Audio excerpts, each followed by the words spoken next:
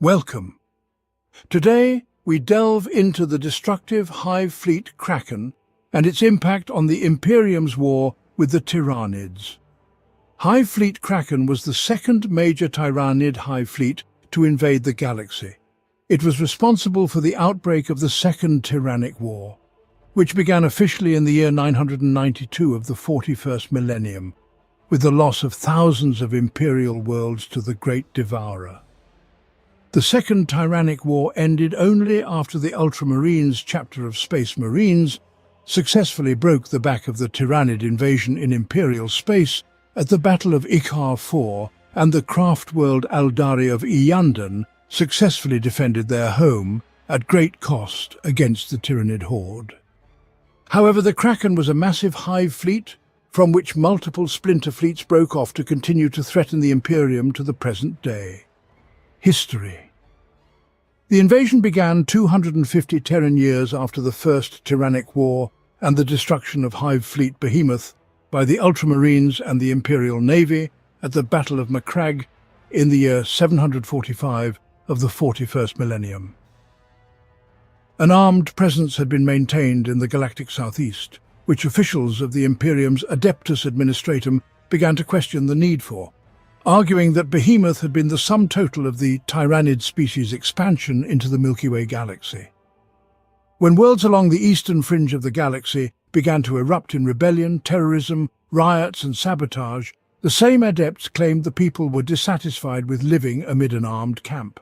The Inquisition's Ordo Hereticus became suspicious of the adepts' dissent and their downplaying of the situation on the eastern fringes and began an investigation which established that all of the dissenting adepts had either come from the southeastern region of the galaxy or had travelled there at some time. This was the only link between the members that could be found, and some had never even met each other. Inquisitors were also deployed from Thalassa Prime to investigate the planets of the Ultima Segmentum that were most troubled.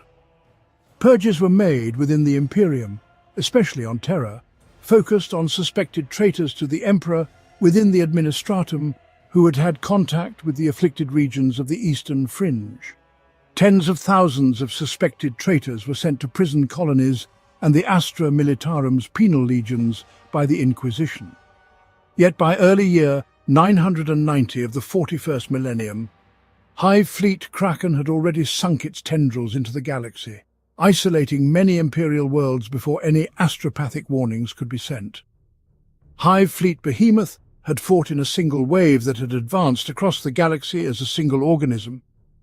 But the Kraken was actually a series of smaller, separate Tyrannid Hive fleets that moved to attack many human-settled planets simultaneously.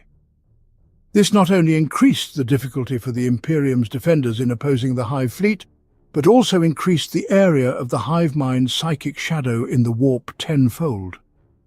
Almost overnight, an entire Imperial sector was silenced from Terra, isolated from astropath's messages of warning by the potent power of the hive mind. Only several solar months after Hive fleet Kraken's onslaught had already begun did the first few survivors' accounts of the attacks begin to reach the wider Imperium due to the terrible turbulence in the warp.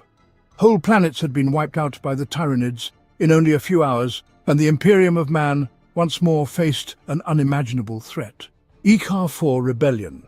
But before the true threat revealed itself, the Imperium had first faced uprisings on its eastern fringe that served as the prelude to the main Tyrannid threat. One such rebellion occurred on a hive world named Ikar IV. Ikar IV was vital to the operation of the eastern fringe, as its huge manufactoria formed the centre and linchpin of one of the few densely populated Imperial sectors in the widespread Ultima Segmentum. The entire planet had been seized from the control of the Imperium by a religious fundamentalist group named the Brotherhood. Years before, the Brotherhood had captured the hearts and minds of the population of the planet by preaching the return of the Emperor in physical form and promising better times to come. This is the sort of promise that was sought by the workers of the Ikaran Manufactoria because they lived lives with no power, hope of betterment or freedom. The Brotherhood quickly set up missions and chapels throughout the poor regions of the planet. The ecclesiarchy closely monitored the Brotherhood for any signs of corruption or heresy, but none could be found. Eventually, permission was sought and granted for the construction of a Brotherhood cathedral in Lomas, the biggest city on Ikar 4. Shortly after the completion of the Brotherhood's cathedral, the trouble began. The Brotherhood refused to pay its tithes to the planetary governor and would not allow its members to be inducted into Ikar 4's planetary defense force. Brotherhood preachers whipped the Ikaran population into a frenzy, prophesying that the Emperor would return in the flesh soon. Brotherhood militias began to roam the streets, punishing anyone they deemed to be unbelievers rather than actual criminals. Events accelerated when rioting broke out during a mass demonstration outside of the Great Cathedral in Lomas.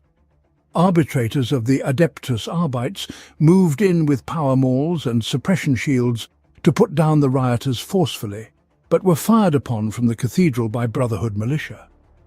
The arbitrators returned fire and killed several of the Brotherhood's militia members. This only enraged the mob further, and they surged forward several times, eventually forcing the arbitrators to fall back, especially as another, larger mob had just arrived to support them. Rioting then spread across the planet, and most of the forces of the Arbites were forced back. When the Planetary Defense Force was called in to restore order, most members of the force rebelled and joined the ranks of the Brotherhood. Eventually, news of the assassination of the planetary governor reached the public, and vicious fighting broke out in all of the Hive cities of the planet. Within solar hours, tanks decorated with the revolutionary banners of the Brotherhood were seen driving down roads in cities, pushing the Arbites back. With the dawn, news of the assassination of the imperial governor and most of his ministers had spread over the entire planet, and the Brotherhood quickly seized control of several broadcasting stations, announcing the establishment of their new theocratic state in the name of the returning God Emperor. The Arbites still held control of the majority of the Ikaran countryside and the Arbites' precinct fortress that guarded the center of Lomas. Most of the cities had been captured by the Brotherhood, denying the Arbites vital resources. Inquisitor Agmar of the Ordo Xenos arrived 27 solar days after the rebellion began, on the same day that the Arbites' fortress in Lomas was overrun by Brotherhood forces. Most of the judges in the fortress escaped, moving to take control of the 4 main power stations of the city. Inquisitor Agmar saw this as much more of an organized rebellion than a sporadic outburst of popular religious feeling. He called for the support of the Ultramarines chapter of Astartes to help the forces of the Imperium retake the planet. While the remaining Imperial forces waited for the arrival of the Ultramarines, they bombarded the rebel cities and pushed back vicious assaults by Brotherhood militia battalions. Repeated attempts to reach the power stations of Lomas failed, and 6 days after Agmar arrived, the Arbites detonated several melter bombs, completely destroying the generators. Now the war transformed into a long, grinding campaign of urban combat, with casualties spiraling upwards daily. Every doorway could possess a booby trap, and there were Brotherhood snipers in place all over the renegade-held cities. Entire Astra Militarum patrols that remained loyal to the Imperium disappeared without trace in the chaotic maelstrom. The rebellion promised to be a long one, as the Brotherhood held the armories of the Imperial Guard regiments assigned to the planet, and had the support of the majority of the Icharan population to draw on to become soldiers in its militia. Inquisitor Agmar led several small forces of Imperial Guardsmen and arbitrators into Lomas to uncover the true nature of the Brotherhood. He was slowly piecing together the story when, in a chance raid, he slew a neophyte hybrid of the Brotherhood and saw what manner of Xenos creature was actually leading the revolt. Foul Tyrannid Genestealers. The Brotherhood was, in fact, a Genestealer cult. Agmar sent an astropathic message confirming his fears of another Tyrannid invasion to the Inquisition, and awaited the arrival of the Ultramarines. Genestealer infestation. 39 solar days after the Ikaran rebellion began, the Ultramarines battle barge Octavius entered orbit above Ikar 4 and deployed its drop pods. The planetary defences were largely inactive due to the damage to the power generators of Lomas, and as such, the Space Marines' landing casualties were light. The Space Marines secured the Astra Militarum's armories and the Imperial Governor's Palace, and fought off several poorly organised counterattacks, causing massive casualties among the Brotherhood's forces. Outside, the remaining Imperial Guard forces launched coordinated attacks to link up with the Ultramarines, using their Lehman Russ main battle tanks as moving strongpoints, and slowly, inevitably, the Brotherhood's lines bent back. More than 20 veteran Marines in Terminator armour from the Ultramarines' elite First Company teleported into the Great Brotherhood Cathedral in Lomas and destroyed the cathedral's defenders after Agmar sent a message to the Octavius via spy satellite. More guards appeared from side doors, and a storm of las-beams and autoshells ripped out, massacring many of the Brotherhood guards, but not before several of the Terminators were dragged down. The Terminator's single heavy flamer proved to be invaluable, its flames incinerating the unprotected assaulting forces. Yet some of the Brotherhood neophytes were striking out with inhuman speed and terrible claws, indicating their Xenos heritage. The Terminators then spread out and searched for the myriad of secret passages that they presumed existed beneath the Brotherhood Cathedral. They soon found one under the altar, and the altar was quickly removed.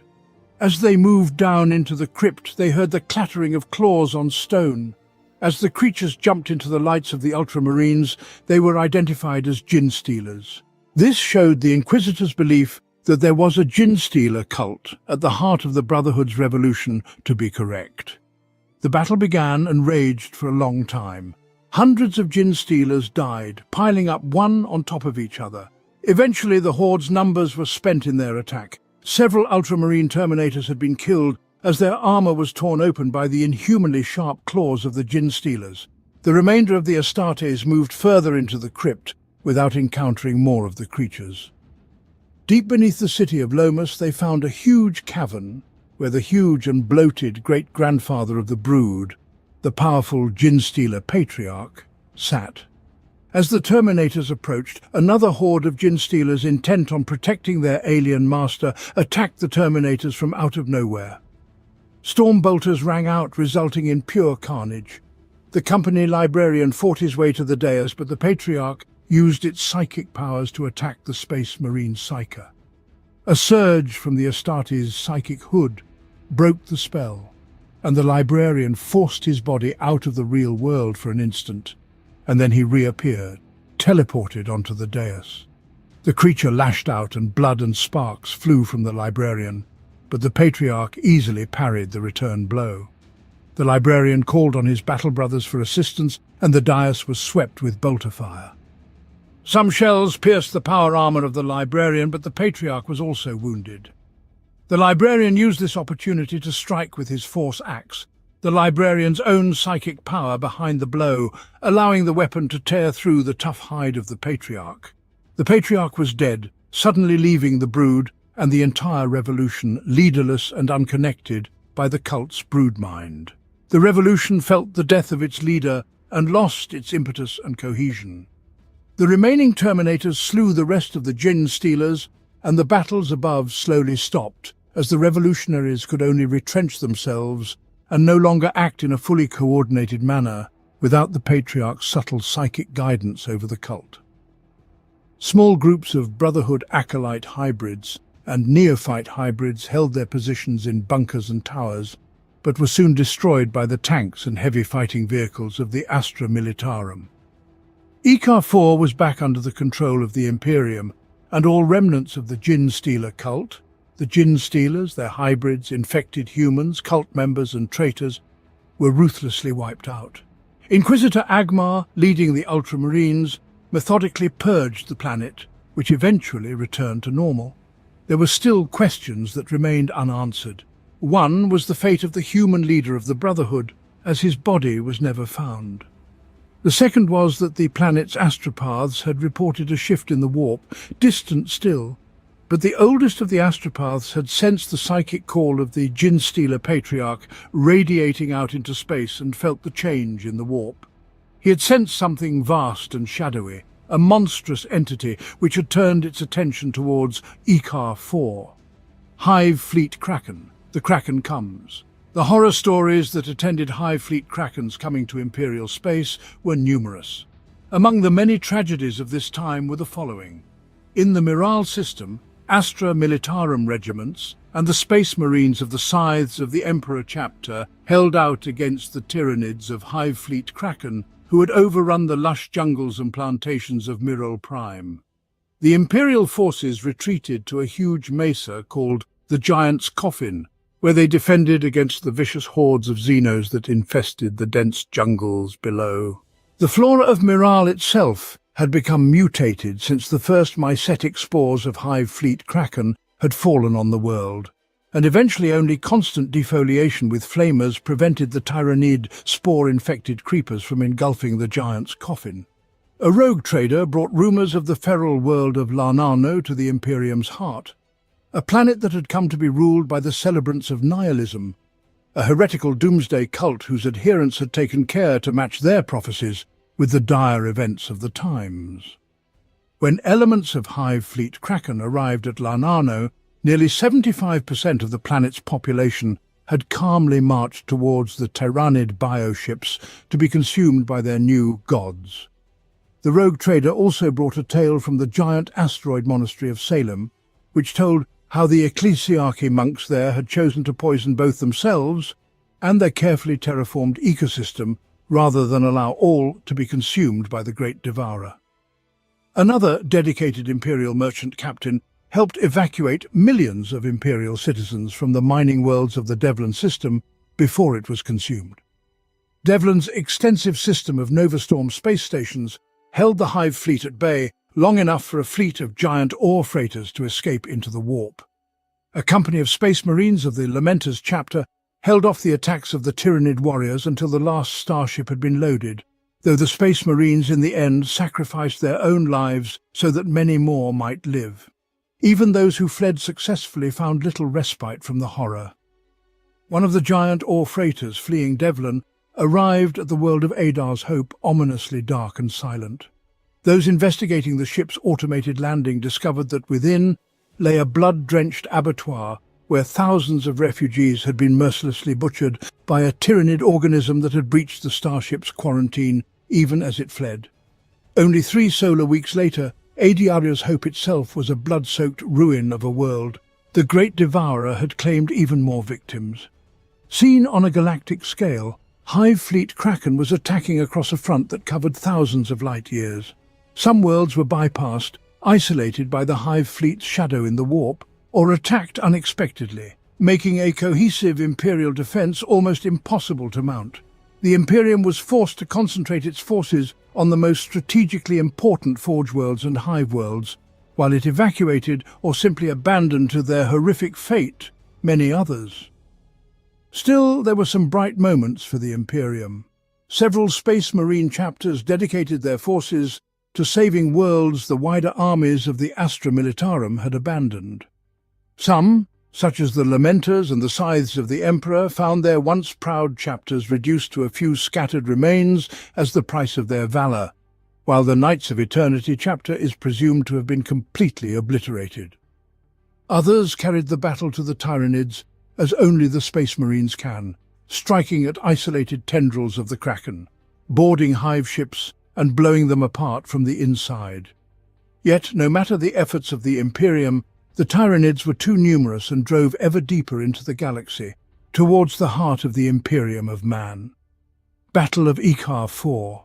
Fortunately for humanity, Hive Fleet Kraken did not remain divided into separate tendrils indefinitely and eventually began to coalesce into a single massive swarm on Ikar 4, the Hive world, whose large Genestealer cult infestation had been the initial harbinger of the Kraken's arrival in the Milky Way galaxy. As the Tyrannids approached the planet, thousands of Genestealers and the hybrid offspring of the Brotherhood suddenly burst from the underhives in support of the invading Xenos, giving the lie to claims that the alien infestation had been entirely purged years earlier. Defense perimeters were completely overrun, Astra Militarum forces slain by the thousands. In the terrible confusion, an ever larger number of Tyrannid organisms made planetfall. Not only the termagants and gargoyles that had composed the vanguard of the prior assaults, but the truly monstrous carnifexes and tyrannofexes as well. Worse still, gigantic hierodule and hierophant biotitans stalked across the surface of the beleaguered world. The Tyrannids had unleashed on Ikar 4 every terrible organic weapon in their arsenal. Despite all this, Ikar 4 was not yet lost to humanity. Forewarned of Tyrannid interest in the world by the previous Genestealer cult infestation, the Imperium was able to mount a more solid defense in the Ikar system than in the other areas of the eastern fringes under assault by Hive fleet Kraken.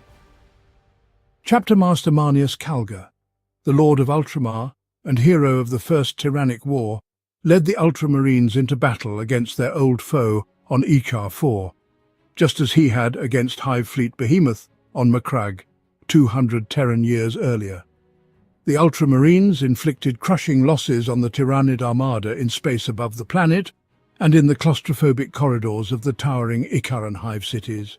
Space Marine Tyrannic war veterans of the First Tyrannic War made planetfall and scoured Ikar 4's hives in a series of close-quarter battles that lasted for close to a full Terran year. By employing the same tactics that had proved successful in defeating Hive fleet Behemoth in Ultramar 2 centuries earlier, Marneus Calgar rallied the Imperial defenders of Ikar 4 and cast the Tyrannids from that planet forevermore. But as always, victory against the Tyrannids had come at a terrible price.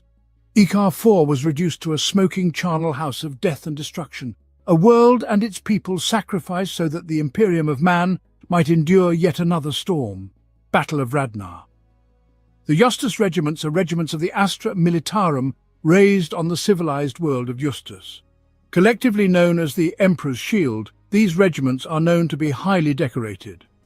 Following fighting against the Tyrannids from Hive fleet Kraken on Ikar 4, Imperial forces, including a Justus regiment, were redeployed to the nearby Hive world of Radnar. The area around Jermal Hive was filled with Tyrannid nests. Imperial forces surrounded Jermal Hive and a 6-solar-week bombardment was commenced. The Emperor's Shield Regiment massed its armoured company, which included hellhounds and flamer-equipped Lehman Russ demolishers. The tanks, in close formation, destroyed the nests and killed any Tyrannids that emerged, eventually shattering their link to the Hive mind. The remaining Tyrannids were herded to the far side of the Hive site and easily destroyed. Assault on Yandon. The first warning the craftworld Eldari of Yandon had of the danger posed by the Tyrannids of Hive fleet Kraken was brought in the year 992 of the 41st millennium by the craftworld's far-roaming rangers.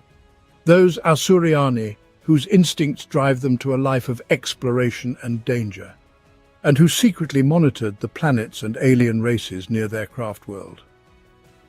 The news that the Rangers brought was terrible indeed.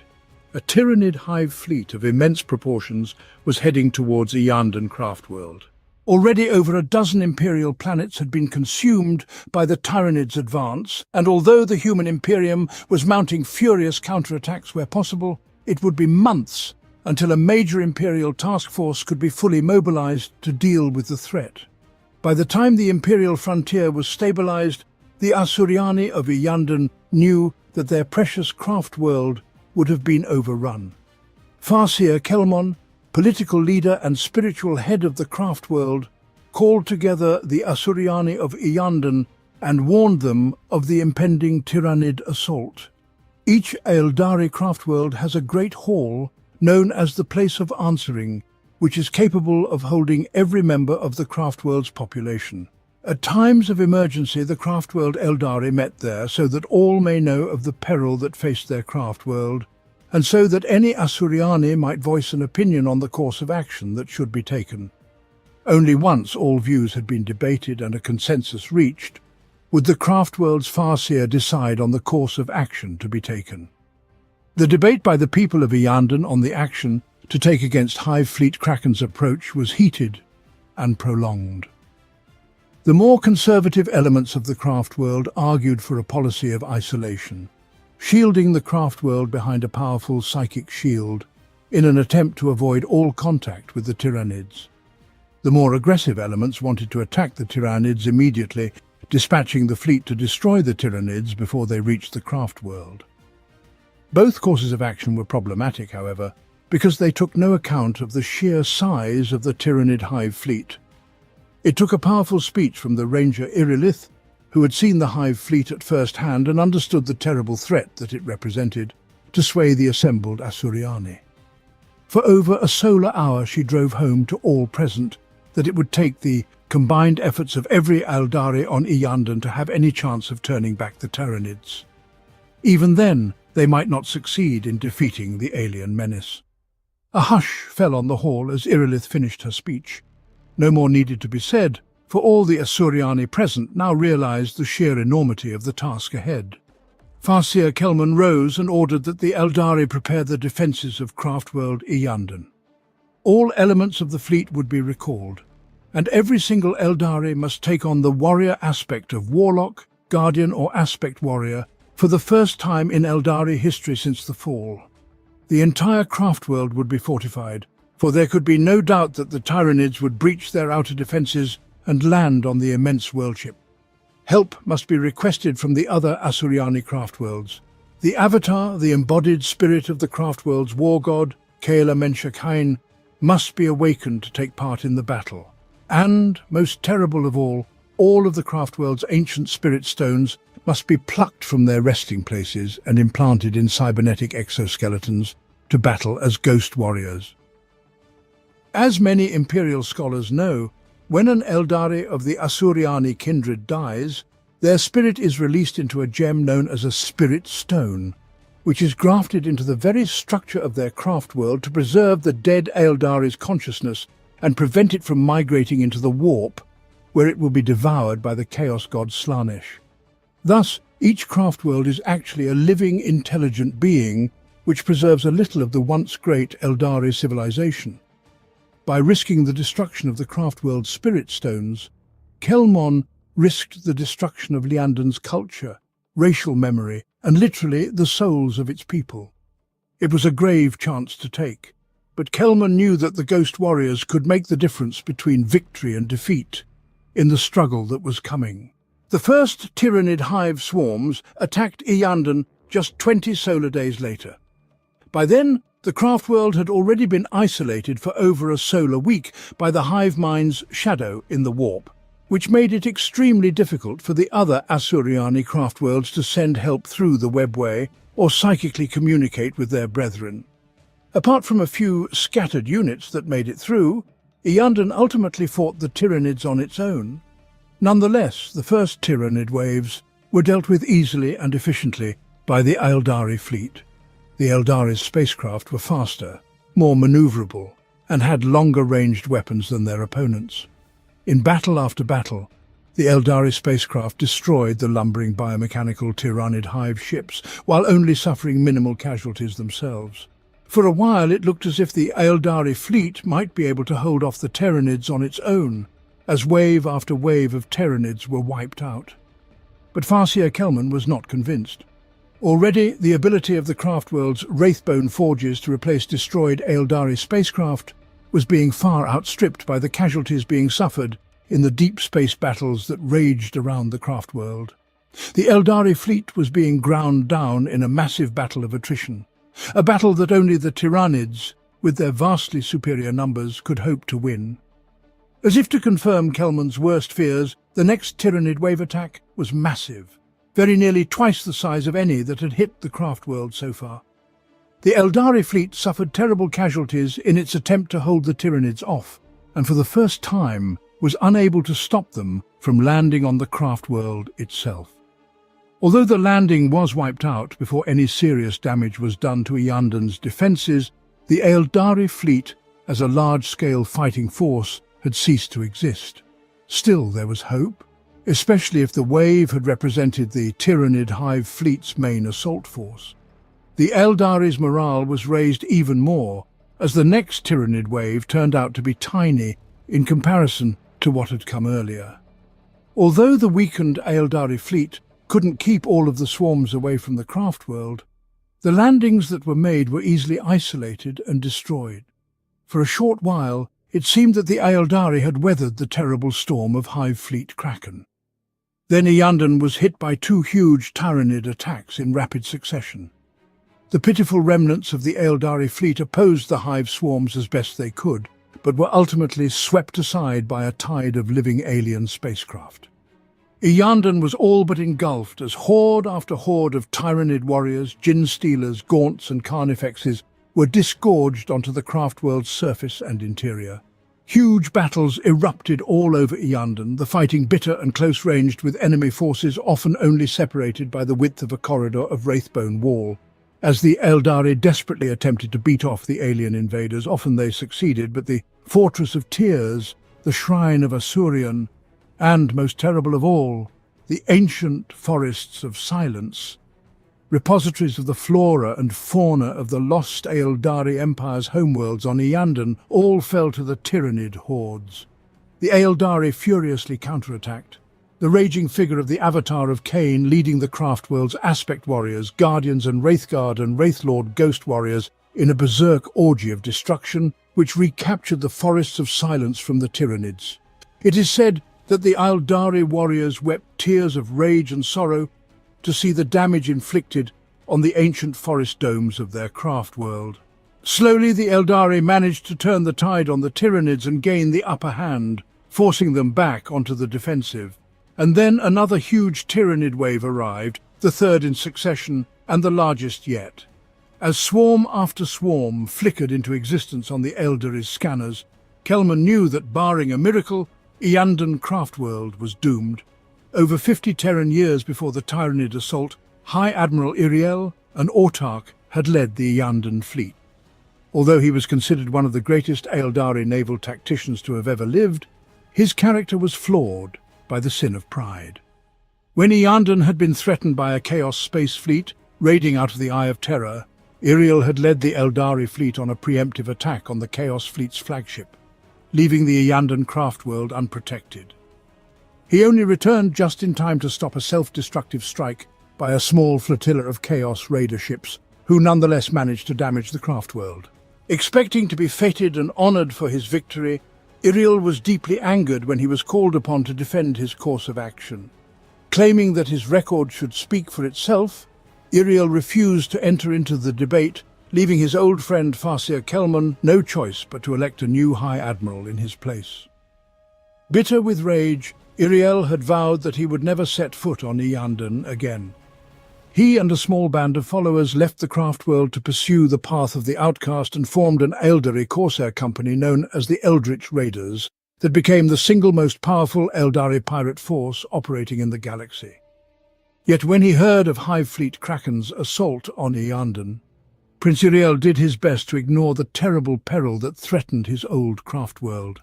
But proud though he was, righteously angry though he remained, Iriel could not leave Yandon's people to their fate in this, their darkest hour.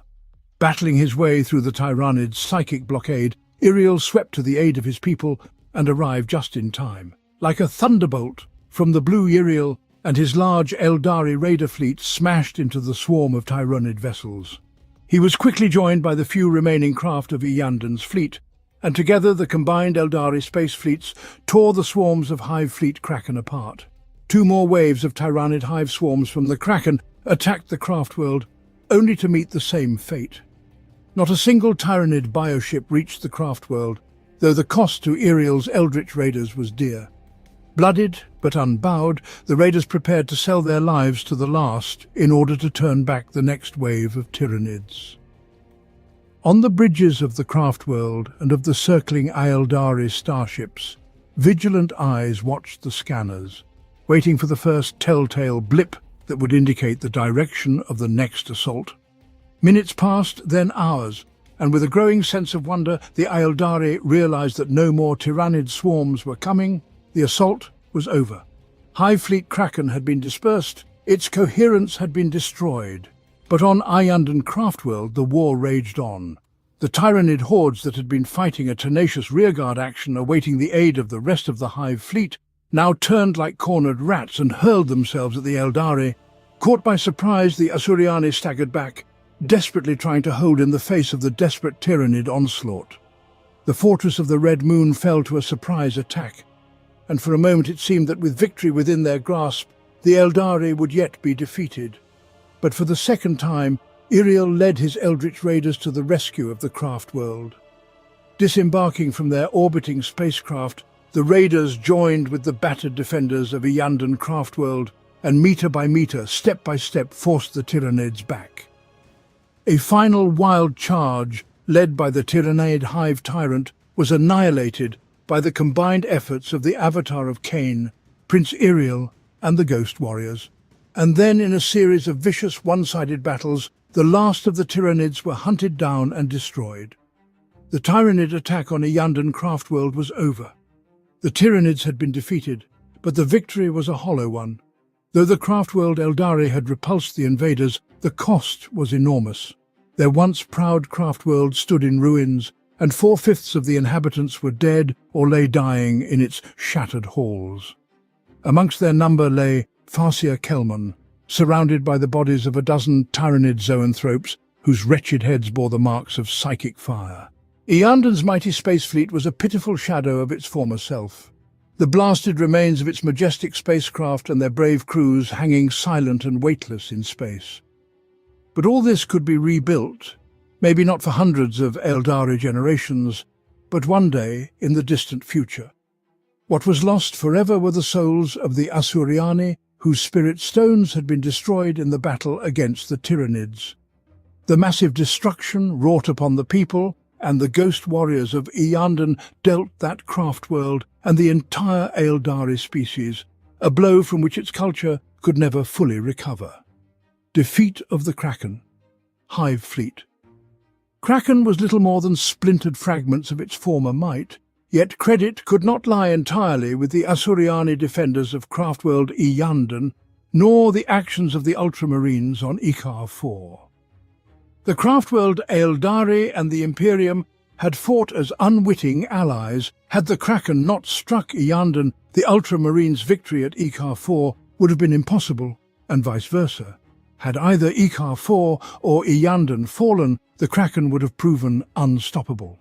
The scattered remnants of the Tyrannid attack on Ikar 4 fled towards the galactic core, driving within the Imperial defense perimeters that had been erected against Hive Fleet Kraken. These splinter fleets became an even greater threat to the Imperium as they fed upon unsuspecting and poorly defended worlds far from the main Tyrannic war zones in the eastern fringes of the galaxy. Running battles with these Kraken splinter fleets continued for many years after the Hive Fleet's passage, draining Imperial defences against later Tyrannid incursions.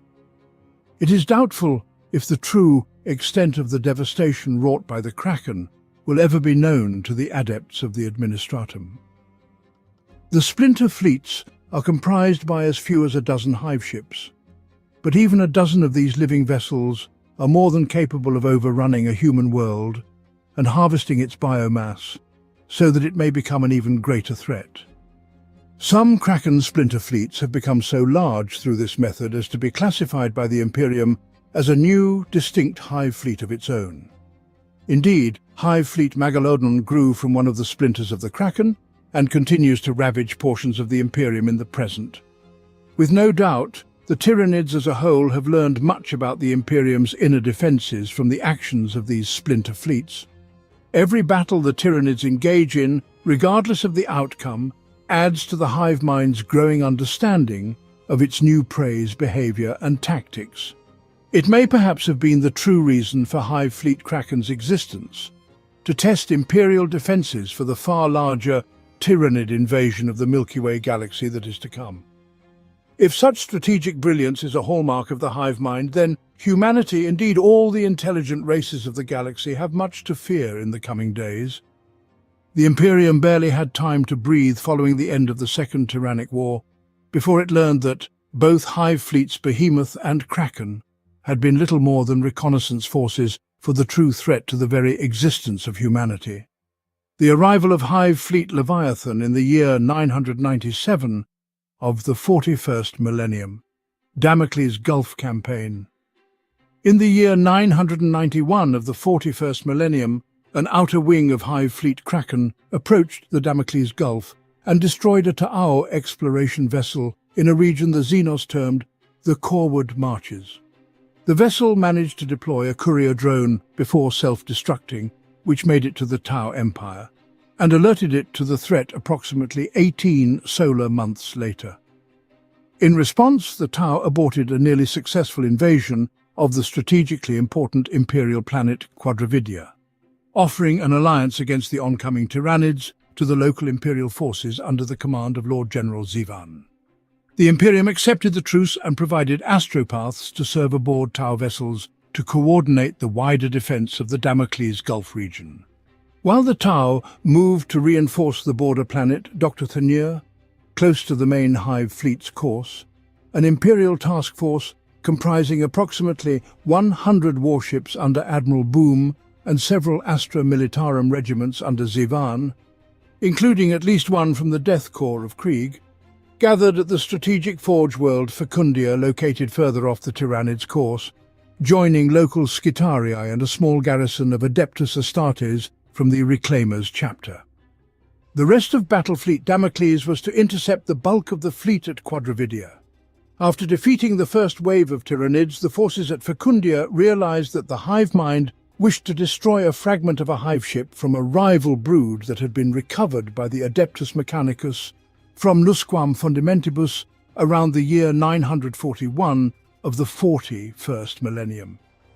In the process, they learned that Magos Kildhar, a senior Mechanicus official, had been implanted by a Genestealer aboard the Space Hulk Spawn of Damnation at some point after the year 929 of the 41st millennium and now served its broodmind. Commissar Cafus Kane was forced to shoot her dead with his last pistol. While the planetary government began genetic screenings for additional Genestealer implantees, Fecundia came under a renewed attack by the Hive fleet, still targeting the bioship fragment that lay under the Mechanicus headquarters. Outnumbered and outgunned, the Imperials were forced to release a cache of frozen Tyrannid bioforms recovered with the bioship fragment as a diversion. Realizing from their behavior that the two competing Hive minds were partially neutralizing each other, the Imperials hit on using a psyker to amplify the bioship's signal. Astropath Clementine Dre gave her life for the operation, which destabilized the Hive fleet's command and control and gave the upper hand to the Navis Imperialis, which destroyed multiple escort bioships and a Hive ship at the heart of the fleet, forcing the Xenos into full retreat. In the wake of the invasion, the Astra Militarum established a permanent garrison on Fecundia to supplement the native Skitarii, and by the year 58 of the 42nd millennium in the era Indomitus, with no confirmed Tyrannid sightings for 3 solar decades, the planet had been officially declared cleansed. Despite the key Imperial victory at Fecundia, war between Hive Fleet Kraken and the Imperial Tau Alliance continued to rage in the eastern fringe for some time to come. The border world of Semplaxia, which had changed hands between humans and Xenos 7 times in the past 2 standard centuries, fell early, and at least 2 other Forge worlds and several Imperial Hive worlds supplying the regional Astra Militarum and Adeptus Astartes were lost to the Great Devourer. This in turn drove the Adeptus Mechanicus to accelerate the process of bringing new Forge worlds such as Eucopia to full war production status. The battle against Hive Fleet Kraken was brutal and devastating, yet the Tyrannid fleet still poses a deadly threat. What does the future hold for the Imperium?